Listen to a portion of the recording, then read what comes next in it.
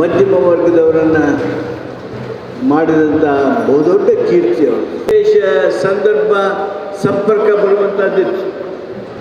ಅವರಲ್ಲಿರ್ತಕ್ಕಂಥ ನಮ್ರತೆ, ವಿನಯ, ಅಧಿಕಾರ ವಹಿಸಿಕೊಟ್ಟದ್ದು ಅತ್ಯಂತ ಸಾರ್ಥಕವಾಗಿರ್ತಕ್ಕಂಥ ನಿರ್ಣಯ.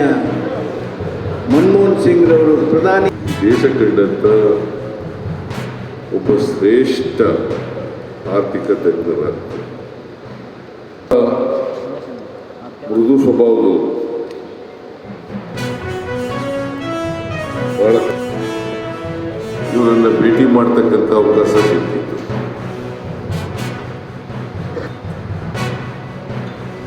ಬಹಳ